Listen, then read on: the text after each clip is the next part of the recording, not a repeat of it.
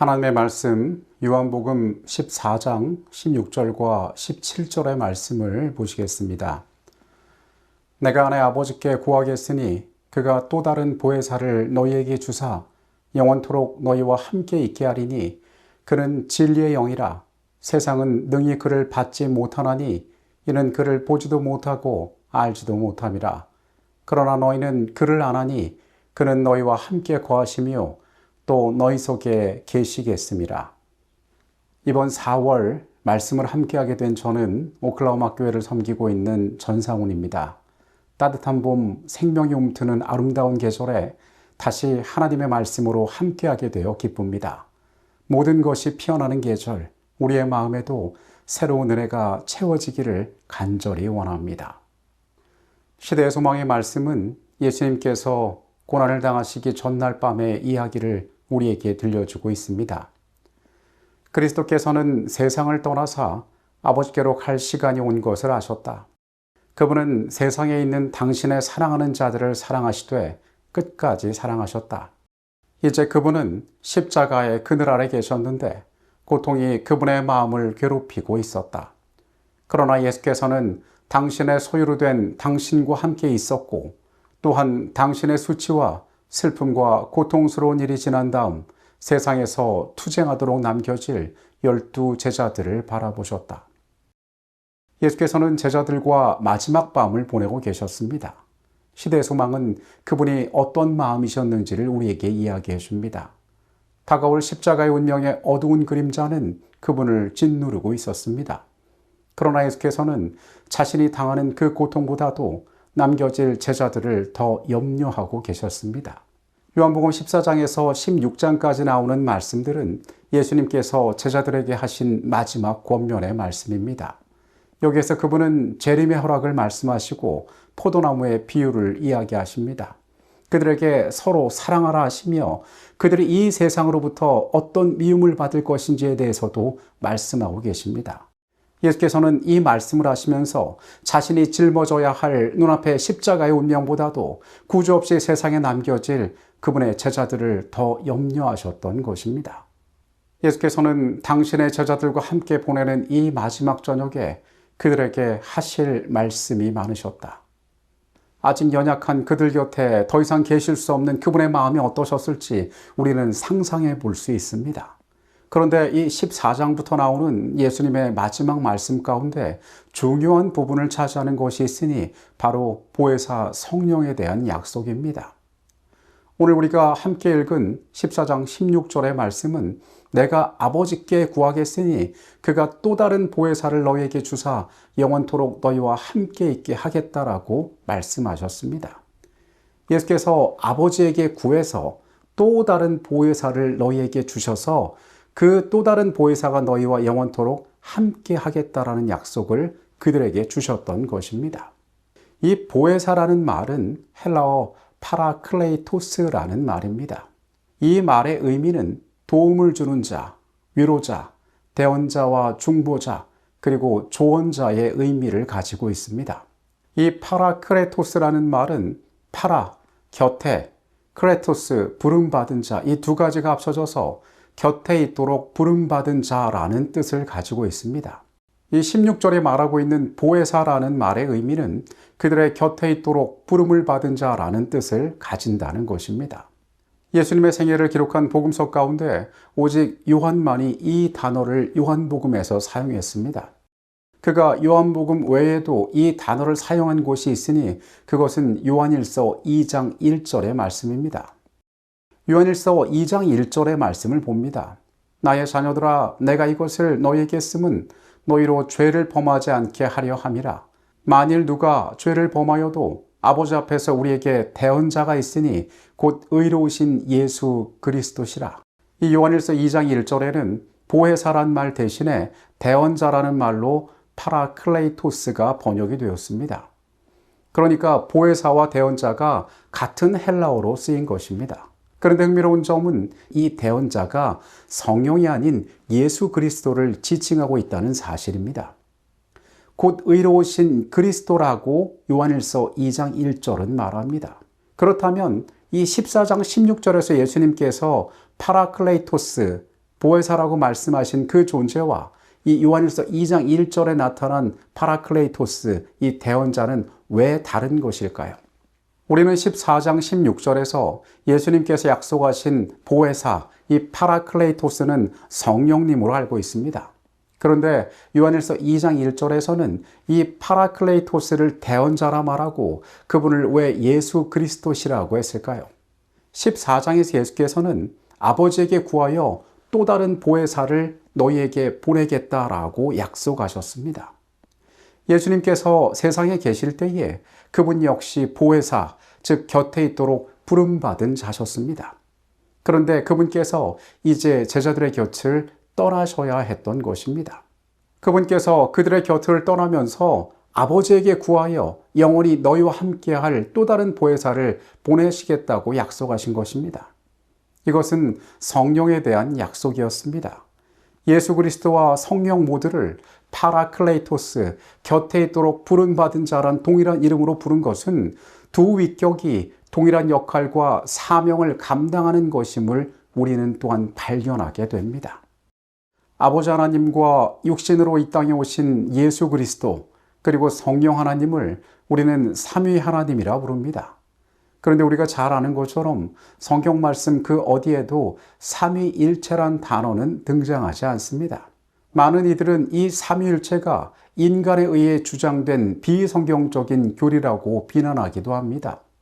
어떤 특정한 교단에서는 삼위일체를 인정하지 않고 예수는 세상에 처음 지어진 가장 뛰어난 피조물이라 이야기하며 성경은 실제 하는 것이 아니라 하나님의 활동하시는 기운이라고 말하기도 합니다.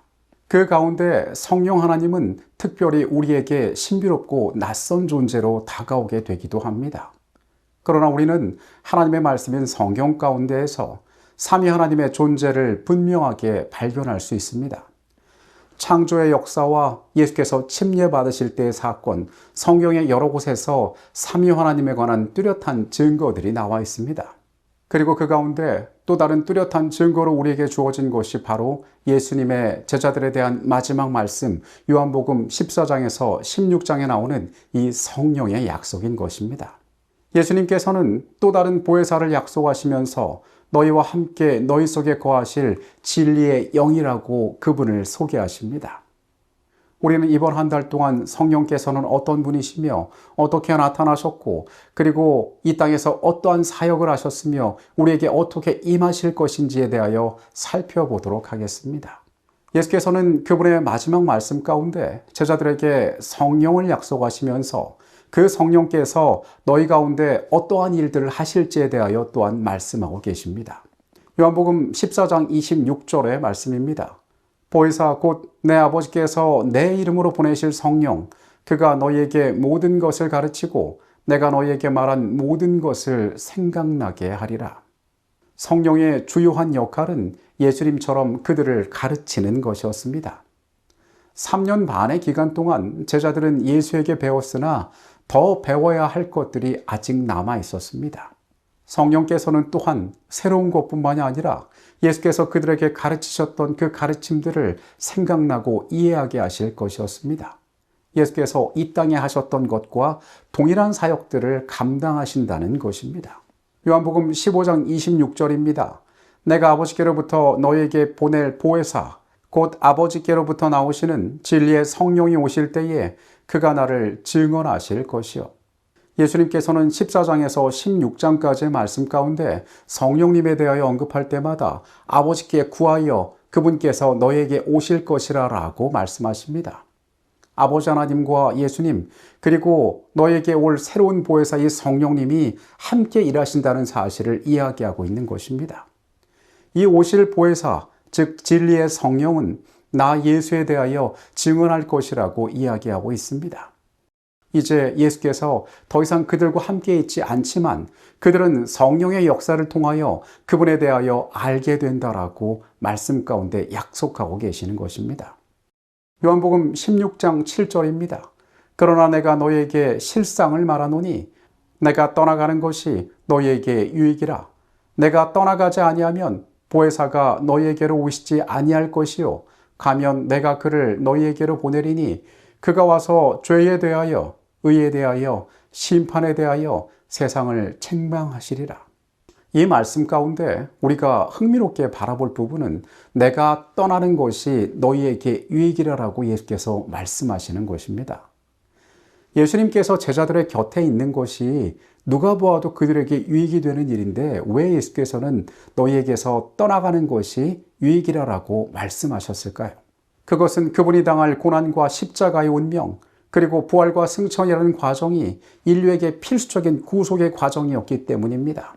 그분께서 이 땅에서 그 모든 사명을 완수하셨을 때 인류는 구원을 얻을 것이었습니다. 그래서 내가 떠나는 것이 너희에게 유익이라고 말씀하셨던 것입니다. 그리고 예수께서는 그분께서 떠나시면서 성령께서 그들에게 오실 것을 약속하셨습니다. 이것 또한 너희에게 유익이 될 것이라고 그분께서 말씀하시는 것입니다. 시대의 소망은 성령께서 어떻게 그들과 함께 할지에 대하여 이야기합니다. 성령께서는 그리스도의 대표자이시나 인간적인 개체로 계시지 않으며 따라서 자주하신다. 그리스도께서는 인성의 제약 때문에 모든 장소마다 친히 계실 수 없었다. 그러므로 예수께서 아버지께로 가서 당신의 지상의 후계자로 성령을 보내시는 것이 그들에게 유익이었다.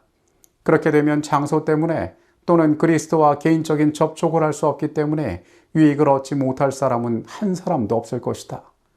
구주께서는 성령을 통해 모든 사람에게 가까이 가실 것이었다. 이런 점에서 예수께서는 당신이 승천하지 않으신 것보다 그들에게 더 가까이 계실 것이었다. 예수께서는 제자들의 곁을 떠나시지만 이전보다 더 가까이 그분의 임재는 성령님과 함께 남겨질 것이었습니다. 우리가 그날 밤에 예수님의 심정으로 돌아가 봅니다. 그분께서 얼마나 염려하고 계셨을까요? 남겨질 자들을 바라보시며 그분의 마음이 얼마나 무거웠을까요? 이 가운데 그분께서 그들에게 주실 수 있는 가장 복된 소망은 바로 성령의 약속이었던 것입니다. 7절의 말씀은 또 성령께서 죄에 대하여, 의에 대하여, 심판에 대하여 세상을 책망할 것이라고 이야기하고 있습니다. 우리가 앞서 살펴본 보혜사를 나타내는 파라클레이토스의 동사 파라갈레오는 성경 가운데 크게 두 가지의 의미로 사용되었습니다. 먼저 23번 신약성경에서 이 말은 위로하다라는 의미로 사용되었고 또 19번은 훈계하다라는 의미로 사용되었습니다. 이 말씀은 보혜사 파라클레이토스로 오시는 이가 어떤 역할을 감당하게 될지에 대하여 잘 나타내는 것입니다. 성령의 사역은 죄의 세상에서 하나님의 백성들을 위로하고 때로는 그들의 죄악을 지적하고 훈계하는 역할을 감당할 것입니다. 우리는 예수님의 사역을 돌아볼 때에 이 성령께서 하시는 위로하고 훈계하는 사역이 예수의 사역과 동일하다는 것을 발견하게 됩니다. 이것은 기본적으로 예수님과 동일한 사역입니다. 예수님께서는 이 땅의 가장 낮은 곳에 오셔서 겸손한 생애를 사셨습니다. 어린아이와 병자들을 향하여 친절한 손길을 펴셨지만 성전에서 매매하는 자들을 향하여서는 채찍을 휘두르셨습니다. 사람의 모습으로 우리 곁에 오신 메시아와는 다른 모습을 가졌지만은 성령께서는 동일한 사역을 우리 가운데 펼치고 계시는 것입니다. 우리는 14장부터 16장까지 동일하게 반복되는 표현에 또한 주목해 봅니다. 아버지께 구하고 아버지께서 또 다른 보혜사를 보내사 너희와 있을 것이다. 여기에는 아버지 하나님 그리고 구하는 예수 그리스도 새로 너희에게 오실 성령이 나오고 있습니다. 예수님의 말씀 가운데 삼위의 하나님이 모두 등장하는 것입니다. 이 세 하나님은 다른 위격을 가지지만 사상과 목적에 있어서 동일하게 우리 가운데 어떻게 역사하는지를 또한 예수께서는 성령이 오셔서 하시는 일을 통하여 우리에게 설명하고 있습니다. 그들의 마음은 혼란하게 되었다. 그들은 그리스도께서 제시하신 성경 말씀의 가치를 이해할 수 없었다. 그분의 교훈의 대부분이 그들에게 거의 잃어버려진 것처럼 보였다. 예수께서는 그들이 당신의 말씀의 참된 의미를 파악하지 못했다는 사실을 아셨다. 그분은 성령께서 그들의 마음에 이 말씀을 생각나게 해 주시리라는 것을 자비롭게 약속하셨다. 예수께서는 제자들이 이해할 수 없는 많은 것들을 말씀하지 않으신 채 남겨두셨다. 이것들 역시 성령께서 그들에게 알려주실 것이었다. 성령께서는 그들이 하늘의 사물을 인식할 수 있도록 그들의 이해를 촉진시킬 것이었다. 사실 이 땅에서 3년 반 동안의 예수의 가르침은 충분하지 않았습니다. 누가 보더라도 제자들은 준비되지 않았습니다. 고난의 밤이 닥쳤을 때 그들은 거의 도망쳤습니다. 그들은 사명을 위탁하기에 너무 미숙한 존재들이었습니다. 이미 베풀어진 진리조차도 그들은 간직하지 못했고 어떤 것들은 이해하지 못했습니다. 이런 불안하고 염려되는 그들을 향하여 성령이 약속되었던 것입니다. 성령께서 그들의 마음 가운데 예수의 말씀들을 생각나게 하실 것이었습니다. 그들이 아직 깨닫지 못한 진리가 성령의 도우심으로 말미암아 밝히 드러날 것이었습니다. 예수께서는 아버지께 성령을 구할 것이라고 말씀하셨습니다. 그리고 이제부터는 예수가 곁에 없더라도 그분께서 그들을 위로하고 훈계하실 것이었습니다. 성령은 예수께서 당신의 백성을 높이기 위하여 아버지께 간청할 수 있는 모든 선물 중에 가장 고상한 선물이었다. 세상의 구주께서 이루신 일을 효력 있게 만드시는 분은 성령이시다. 성령은 마음을 순결하게 만드신다. 성령을 통하여 신자는 거룩한 품성을 나누어 가지는 자가 된다. 그리스도께서는 모든 유전적이며 배양된 악의 성향들을 이기며 자신의 품성을 당신의 교회에 새기는 거룩한 능력으로서 성령을 주셨다. 성령은 하나님 안에서 참된 변화의 능력을 이끌어내는 능력을 가지고 있습니다. 죄된 인간이 성령의 인도로 말미암아 그리스도를 닮은 거룩한 품성을 소유하게 되는 것입니다. 이 모든 것들로 봤을 때 세상에 남겨질 예수의 제자들에게 이것은 가장 완벽한 선물이 되었습니다. 고난의 운명을 앞둔 그날 밤에 예수께서는 제자들에게 하실 말들이 많았습니다.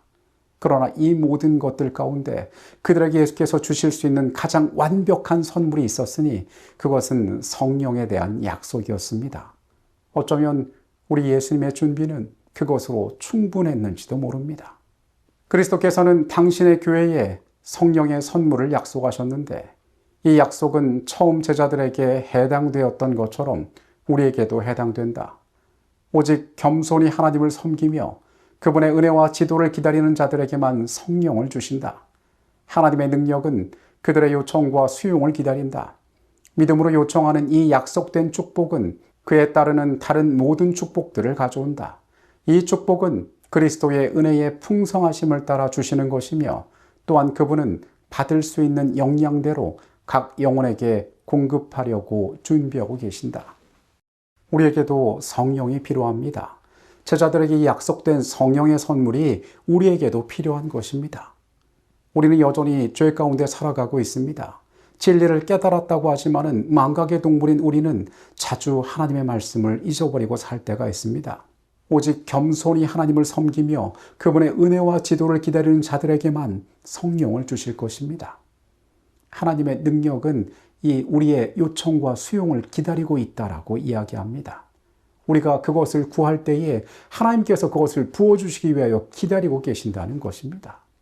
제자들에게 주셨던 것과 동일한 얼마나 확실한 약속이 우리에게 주어져 있는지 우리는 기억할 필요가 있습니다. 모든 시대를 통하여 우리 하나님께서는 그분의 백성을 돕기 위하여 애쓰시고 계셨습니다. 오늘 우리는 예수님의 이 성령의 약속을 통하여 우리의 생애를 구원하시고 어떻게 돕기 원하시는지를 또한 발견할 수 있게 됩니다. 우리의 생애 가운데 우리가 가장 간절히 구해할 것이 과연 무엇이겠습니까? 예수께서 약속하신 그 성령의 약속이 우리의 생애 가운데 성취되어 우리가 그 성령의 은혜 가운데 거하기를 오늘 간절히 구하게 되시기를 바라겠습니다. 이 시간 말씀을 마치겠습니다.